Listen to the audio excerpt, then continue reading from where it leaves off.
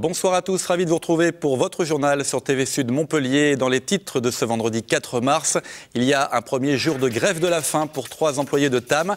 Ils protestent contre le licenciement de 3 salariés et demandent leur réintégration. Un des grévistes est concerné directement par la décision de l'entreprise de transport de l'Agglo. Et puis Montpellier gagné par la fièvre du sushi. Une vingtaine de restaurants spécialisés y sont installés, sans compter les offres d'une dizaine de bars. Un phénomène qui s'amplifie d'année en année. Le marché du sushi va-t-il finir par être saturé?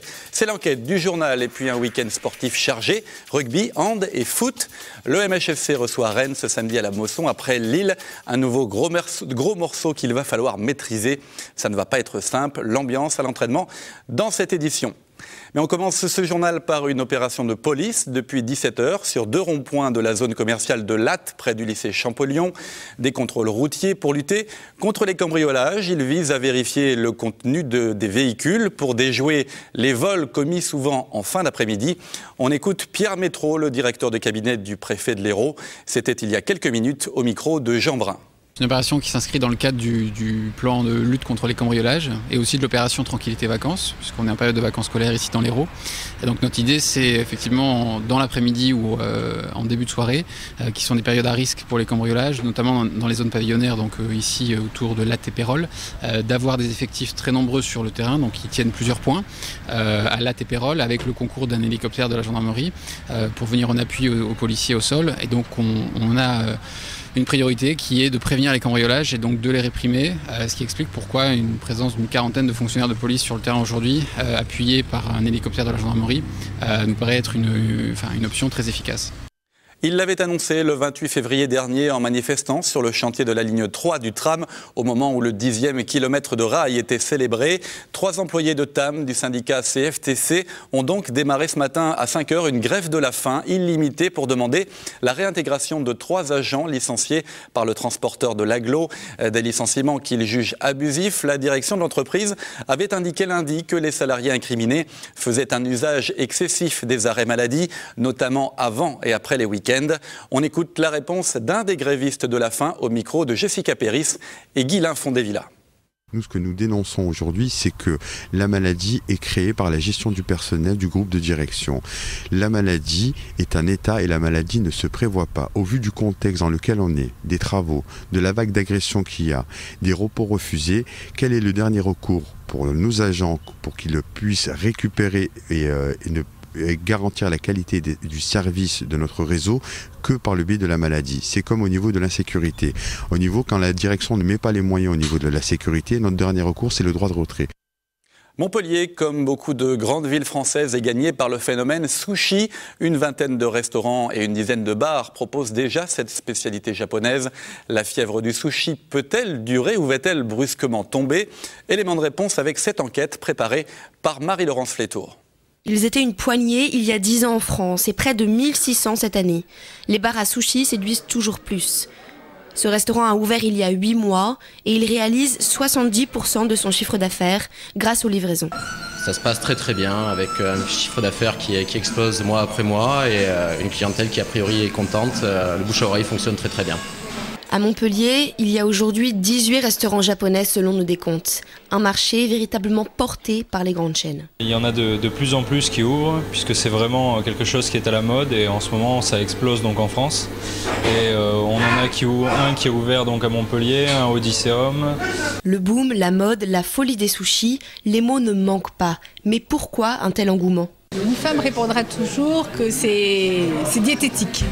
Il n'y a pas de matière grasse, il y a de la fraîcheur. C'est un système aussi de restauration qui permet de manger rapidement. Le midi, on peut manger en 20 minutes. Dès qu'on s'assoit au comptoir, on peut tout de suite consommer. Il faut toutefois compter minimum 15 € pour un repas japonais. On reste loin du prix du jambon beurre. Pour une ville aussi étudiante que Montpellier, le sushi reste un produit haut de gamme. Les obsèques d'Annie Girardot, décédée lundi, ont eu lieu ce matin. Une cérémonie à Paris, en l'église Saint-Roch. Puis l'actrice a été inhumée au cimetière du Père-Lachaise. Pierre-Paul Castelli a rencontré un ami montpelliérain d'Annie Girardot, un commerçant de la rue de l'Université. Son témoignage, regardez. Pour Manu, restaurateur à Montpellier, ce vendredi matin a un goût amer. À Paris, au même moment, on enterre Annie Girardot, une femme pas comme les autres pour tous les Français, mais plus particulièrement pour lui. adolescent au Maroc dans les années 70. Le premier film que j'ai vu, ça a été Mourir d'aimer. En fait, au Maroc, ça sort 2 ans après la France. Et au Maroc, il était interdit au moins de 18 ans. Et j'en avais que 13. Donc j'y suis allé. Je me suis faufilé dans la salle, j'ai vu ce film-là. Et depuis, je suis resté amoureux d'abord de cette femme. Quand je dis amoureux, c'est un grand mot, mais j'apprécie beaucoup. Et la seconde chose, c'est qu'elle m'a fait aimer le cinéma. Un amour qui se retrouve jusque dans le nom de son établissement, la bande-annonce, et dans celui de ses crêpes. Erotissimo, Le Dernier Baiser ou Vivre pour Vivre, les grands films de La Girardot. J'ai fait sa connaissance en 1977 à Montpellier. Je venais faire une avant-première, si j'ai bonne mémoire, du Dernier Baiser avec Maria Pacôme. Et de là, on a lié connaissance, on s'est revus plusieurs fois. Et puis, quand j'allais à Paris, j'allais la voir, à l'époque, elle habitait Place des Vosges. On se promenait autour de la place et puis les gens étaient là en train de parler avec elle comme si c'était une amie, une voisine. Une admiration qui n'était pas sans conséquence chez lui, avec son épouse. Ah oui, un peu jalouse, même beaucoup. Et à chaque fois qu'il y avait une émission à la télé ou un film comme ça, elle disait tiens, il y a ta chérie qui est là. Ah. Alors je savais qu'il ne fallait pas que je dise trop grand-chose, mais bon, elle savait très bien que c'était un amour un amour d'actrice, c'est tout. Maintenant qu'Annie est partie, pour Manu, il reste le souvenir des moments partagés avec une grande figure de la scène française, devenue tout simplement une amie. Le directeur de l'Opéra et de l'Orchestre national de Montpellier, Jean-Paul Scarpita, hospitalisé depuis lundi à Rome pour des troubles cardiovasculaires. Il a été opéré, mais son état n'inspirerait aucune inquiétude. On le voit ici, c'était fin janvier sur le chantier de l'Opéra Comédie à Montpellier. Jean-Paul Scarpita est dans la capitale italienne pour préparer la mise en scène du Nabucco de Verdi. Il devrait être indisponible pour la première de cet opéra le 12 mars prochain. Un spectacle coproduit par l'Opéra de Montpellier qui devrait inaugurer la première saison montpelliéraine de Jean-Paul Scarpita. Ce sera en 2012. Le projet de doublement de l'autoroute A9 revient dans l'actualité. Il y a 2 jours, la Commission nationale du débat public, saisie par le gouvernement, a préconisé le lancement d'une nouvelle concertation publique sur ce projet d'aménagement de l'A9 autour de Montpellier. Une décision qui ravit Europe Écologie Les Verts, hostile au dédoublement, mais qui inquiète le Conseil régional favorable à une A9 bis. La région regrette que cette nouvelle médiation repousse encore les travaux. Elle rappelle que cet axe en l'état génère des problèmes criants de sécurité routière. Les écologistes, quant à eux, voient dans cette nouvelle concertation un moyen de communiquer auprès du public sur leurs solutions. Ils proposent toujours d'élargir l'autoroute existante avec une séparation des circulations locales et nationales, le tout accompagné d'un réaménagement des sorties de l'A9. Au final, c'est le ministère de l'Écologie et des Transports qui décidera si cette nouvelle concertation publique sur l'autoroute A9 doit vraiment avoir lieu. Le feuilleton n'est pas terminé. La journée de la femme, c'est mardi prochain, le 8 mars, et le barreau de Montpellier a décidé de se mobiliser dès lundi, donc le 7 mars, au quorum de 14 à 20 h. Les avocats du barreau de Montpellier veulent informer le public sur ce fléau de la violence qui touche une femme sur 10 en France. 200 meurent chaque année dans notre pays sous les coups de leurs conjoints. Les avocats de Montpellier proposeront donc de 14 h à 16 h lundi des consultations sans rendez-vous sur ce sujet. Elles seront notamment suivies d'une conférence sur les femmes et l'Europe. Le programme complet sur internet www.avocat-montpellier.com. Nous reviendrons sur cette journée de mobilisation au quorum dans notre édition de lundi.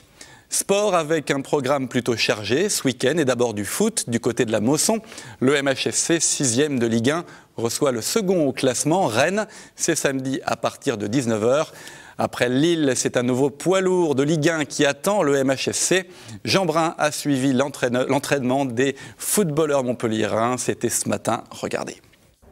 Après leur belle prestation face à Lille, toujours leader, et à Sochaux le week-end dernier, Montpellier a travaillé dur cette semaine pour espérer s'imposer face à des Rennais en pleine santé à la sortie de l'hiver.